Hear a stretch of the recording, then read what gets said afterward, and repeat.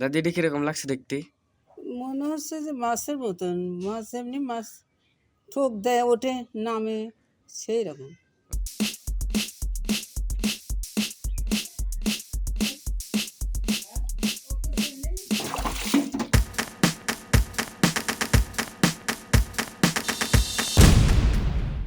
আজকে আপনাদের এমন একটা জাদু দেখাবো যেটা দেখার পর আপনিও আজকেই ঘরে বসে এটা ট্রাই করতে বাধ্য হবেন।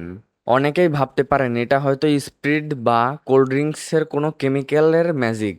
আসলে কিন্তু তাই নয়, এর পিছনে লুকিয়ে আছে বিজ্ঞানের খুব সুন্দর একটা নিয়ম।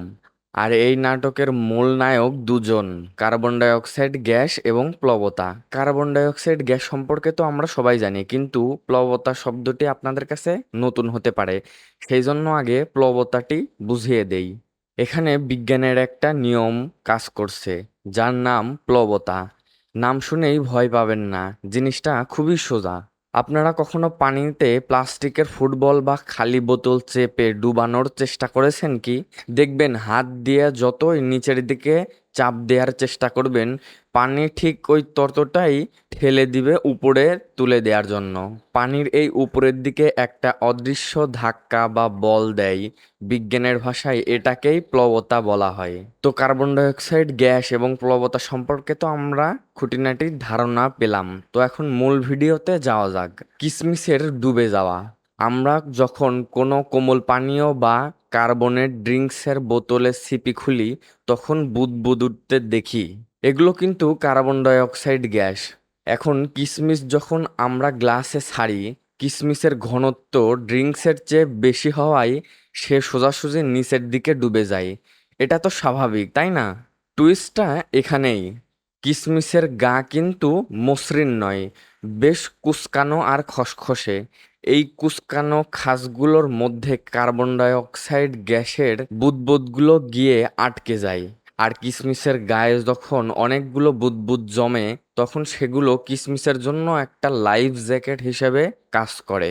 বিজ্ঞানের ভাষায় এটি কিসমিসের সামগ্রিক ঘনত্ব কমিয়ে দেয় এবং প্লবতা বা ওপরে ঠেলার বল বাড়িয়ে দেয়। ঠিক যেইভাবে ওই বোতলটি আপনারা দেখতে পারলেন উপরের দিকে উঠে আসছে। ব্যাস, কিসমিস বাবাজি তখন হালকা হয়ে ভেসে ওঠে একদম পানির ওপরে। আচ্ছা, ওপরে তো উঠলো, কিন্তু ওপরে গিয়ে আবার নিচে নামে যাচ্ছে কেন? কিসমিস কি ওপরে গিয়ে ক্লান্ত হয়ে যাচ্ছে? একদমই না।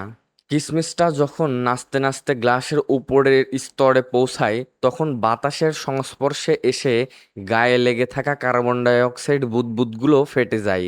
গ্যাস বাতাসে উড়ে যায়, আর কিসমিসটা তার জাদুকরি লাইফ জ্যাকেট হারিয়ে ফেলে।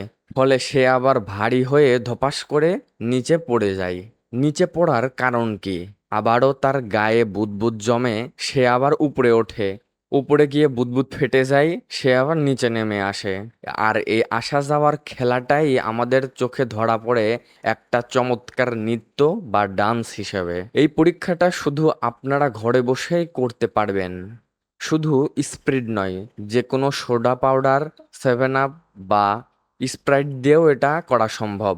তবে মনে রাখবেন, কিশমিশগুলো যেন একদম ফ্রেশ আর শুকনো হয়। খুব ভারী বা ভেজা কিশমিশ হলে কিন্তু তারা অলস হয়ে নিচে বসেই থাকবে, নাচতে চাইবে না।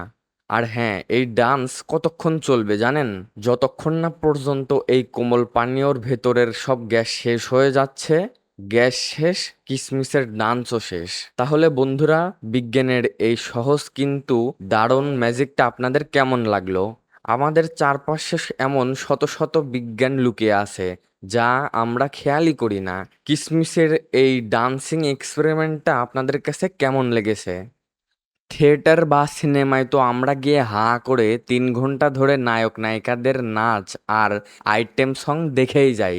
কিন্তু ভাই, টিকিট কেটে অন্য কারোর নাচ দেখার চেয়ে নিজেই ঘরে ফ্রিতে লাইভ ডান্স দেখার মজাই আলাদা। তাই বলছি, সিনেমায় বা ছবিতে এসব মানুষের ডান্স দেখা বাদ দিয়ে কয়েকটা কিসমিস আর স্প্রিট বা কোল্ড ড্রিঙ্কস নিয়ে আসুন। মাঝে মাঝে 2 ঢোক করে কোল্ড ড্রিঙ্কস খান, আর ঘরে বসেই ডান্সের মাস্টার হয়ে যান। ড্যান্সারও আপনি, ডিরেক্টরও আপনি, সবকিছুই আপনি। কি বলেন? দাদি এটা কিরকম লাগছে দেখতে? মনে হচ্ছে যে মাছের মতন, মাছ এমনি মাছ ঠোক দেয়, ওঠে, নামে, সেই রকম।